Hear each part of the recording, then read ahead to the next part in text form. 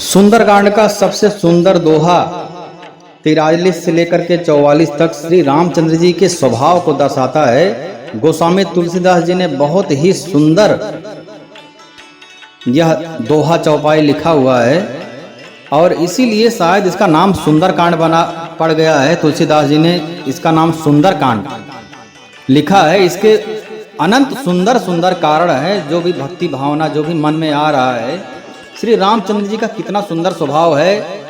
शरणागत वत्सल हैं, शरणागत वत्सल हैं। जैसे एक बछड़े को कितनी गंदगी रहती है जब वह पैदा होता है और गाय चाट चाट के उसको शुद्ध कर देती है, वैसे ही भगवान श्री रामचंद्र जी की महिमा यहाँ पर गोस्वामी तुलसीदास जी ने बताया है। बहुत ही सुंदर, बहुत ही निर्मल, भक्ति भाव भरा। यदि मुझे लगता है सुंदरकांड का प्राण यहाँ है। ऐसे तो अनंत कारण हो सकते हैं, परंतु श्री रामचंद्र जी का स्वभाव यहाँ पे बहुत ही सुंदर तरीके से दर्शाया हुआ है। जब रावण ने चरण प्रहार किया विभीषण जी को, वहीं से प्रारंभ हो जाता है। तो उमा संत कह इह बड़ाई, मंद करत जो करहि भलाई। यदि कोई उनकी बुराई करता है, संत की गाली देता है, तब भी संत हमेशा भलाई ही सोचता रहता है। हरिदास जी को बहुत ही कोड़े पड़े और 21 गांव में 21 शहर में दौड़ा दौड़ा कर उनको कोड़ा मारा गया कि तुम भगवान हरि हरि करना छोड़ दो, परंतु उन्होंने हरि हरि करना नहीं छोड़ा। तो संत की यह बड़ाई। और जितने लोग कोड़ा मारते थे वो लोग बोलते थे बोलो हरि नहीं बोलूंगा। तो ये हरिदास जी बोलते हैं हरि हरि हरि, तुम्हारा भी कल्याण हो जाएगा, क्योंकि तुमने भी अनजाने में हरि शब्द बोला है। ये संतों की बड़ाई है। संत के अलावा कोई ऐसा नहीं कर सकता है। साधारण जीवन में यदि कोई एक थप्पड़ मारे तो सामने वाला 10 थप्पड़ तो पक्का मारने के लिए मन में सोच ही लेता है। यदि वह छोटा है तो लगा देगा, यदि वह बड़ा है, कोई ऑफिसर है, उसकी हिम्मत नहीं है, तो मन में तो हजारों थप्पड़ लगा दिया होगा। भले ही सामने से मुस्कुरा दे, क्योंकि कुछ कर नहीं सकता, सामने वाली बड़ी पार्टी है। तो संतों की यही बड़ाई होती है। कोड़ा जो मार रहा था हरिदास जी को, उसका भी कल्याण हरिदास जी बोल रहे थे, तुम्हारा भी कल्याण हो जाएगा। यहाँ पर रावण ने चरण से प्रहार किया। विभीषण जी ने कहा तुम पितु सरिस भले हो मोहि मारा, राम भजे हित नाथ तुम्हारा। एक तो ये बहुत ही सुंदर यहाँ पे चौपाई है कि संतों की क्या महिमा होती है। तो संत लोग बहुत प्रश्न पूछते हैं कि संतों की पहचान कैसे किया जाए। तो देखो, उनको समझो, वो क्या कर रहे हैं। उससे यदि किसी का कल्याण यदि समझ में आ रहा है तो समझना चाहिए कि संत है, क्योंकि संत ही जीवों के कल्याण के लिए कार्य करते हैं। और यदि उस कार्य से कुछ उस प्राणी का ही लाभ उसमें दिख रहा है तो समझ जाना चाहिए, भले ही या भेष में किसी दूसरे भेष में है, परंतु उसका मुख्य उद्देश्य दूसरा कुछ है।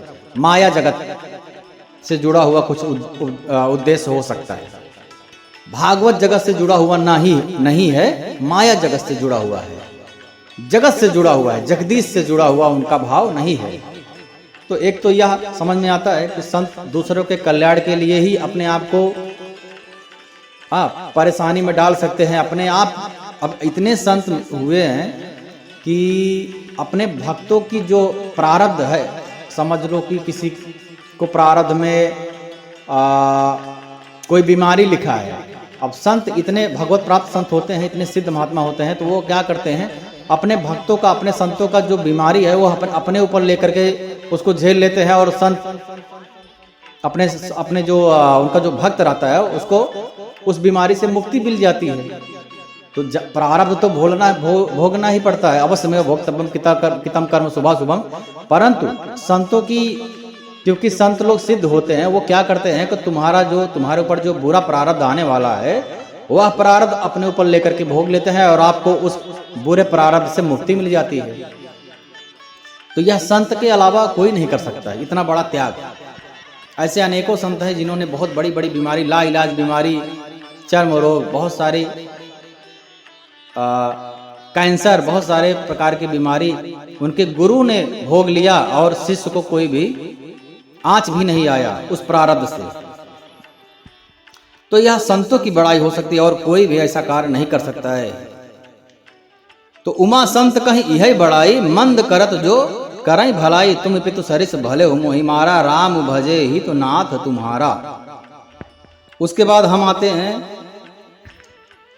जब विभीषण श्री रामचंद्र जी के शरण में जा रहे थे तो उनके साथ में एक दो अनुयायी उनके जो सेवक और विभीषण जी श्री रामचंद्र जी के शरण में आए और दूतों ने देखा कि ऋतु के जो शत्रु होता है ऋतु के पक्ष से कोई आ रहा है, तो निश्चय ही हमारा भेद लेने आ रहा है, तो इसको बांध लेना चाहिए। जब विभीषण जी ने रामचंद्र जी को जाकर के यह बात सुनाई कि ऋतु के पक्ष से कोई लोग आ रहे हैं, तो क्या करना चाहिए आप बताइए। तो विभीषण जी ने कहा कि आवा मिलन दशानन भाई, रावण का भाई मिलने के लिए आया हुआ है। कहा सुग्रीव सुनहु रघुराई, आवा मिलन दशानन भाई, दशानन का भाई आया हुआ है मिलने के लिए, क्या करना चाहिए। कहा प्रभु सखा बूझिए कहा सुग्रीव सुनहु नारणा, जान न जाय निशाचर माया। अब निशाचर की माया के ऊपर विश्वास नहीं कर सकते हैं, क्योंकि वह रूप बदलने में भी सक्षम होते हैं। काम रूप के ही कारण आया, पता नहीं किस कारण से आए होंगे, क्या रूप रख करके आए हुए हैं, वास्तविक क्या रूप है और क्या निकलेंगे। झूठ भी बोलते हैं कि इनके ऊपर विश्वास नहीं किया जा सकता है। तो हे रघुनाथ जी क्या किया जाए, भेद हमारा लेन सठ आवा, हो सकता है हमारा भेद लेने की आए हुए होंगे। राखिए बांध मोह यश भावा, उनको बांध लेना चाहिए। मुझे तो यही अच्छा, मेरे मत में सबसे सुंदर विचार यही है कि इन लोगों को बांध लेना चाहिए। श्री रामचंद्र जी का स्वभाव देखिए यहाँ पर गोस्वामी तुलसीदास जी के माध्यम से। सखा नीत तुम नीक विचारी, आपने तो बहुत ही अच्छा कहा है। मम पन शरणागत भयहारी, तुमने नीत तो बहुत अच्छी विचार की है, परंतु मेरा प्रण तो है शरणागत के भय को हर लेना। मेरा प्रण ही है शरणागत के भय को हर लेना, शरणागत को अभय प्रदान करना। अब यहाँ पर कितने प्रकार के शरणागत होता है। एक तो शरणागत होता है कि कोई ज्यादा पाप नहीं किया हुआ है, चला गया भगवान की शरण में, भगवान ने उसको अभय प्रदान कर दिया, मुक्ति प्रदान कर लिया।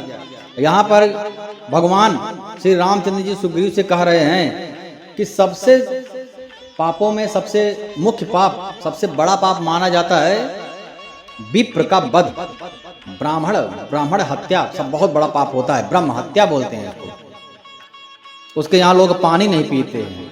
श्री रामचंद्र जी क्या कह रहे हैं कि यदि करोड़ों ब्रह्म हत्या कोई प्राणी किया हो और वह निर्मल मन से मेरी शरण में आ जाए, तो मैं उसको भी अस्वीकार नहीं करता हूँ, उसको भी मैं अपने द्वार से खाली नहीं भेजता हूँ, मैं उसको भी अपने चरण में स्थान दे देता हूँ।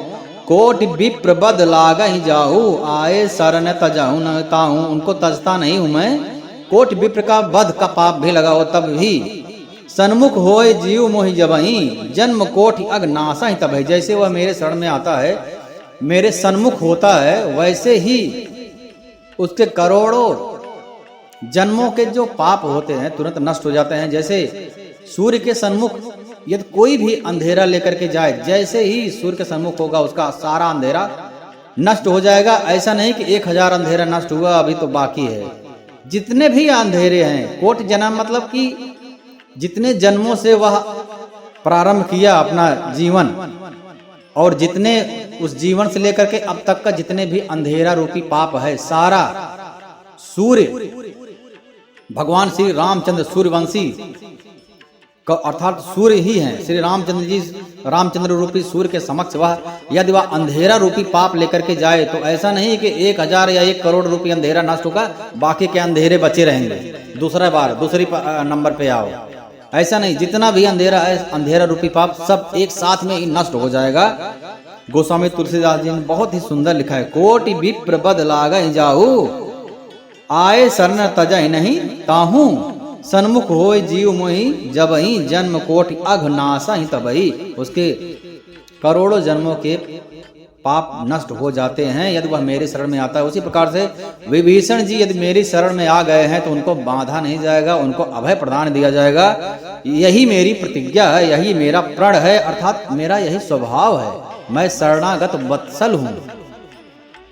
मैं किसी को बांध नहीं सकता हूं, मैं यदि वह मेरी शरण में आया है तो। पापवंत कर सहज स्वभाव, भजन मोर तेहि भाव न काहू। जो पै दुष्ट हृदय सोई होई, मोरे सन्मुख आव की मोही। पापी का यह सहज स्वभाव होता है कि वह मेरा भजन करे, कभी नहीं सुहाता। पापवंत कर सहज स्वभाव, भजन मोर तेहि भाव न काहू।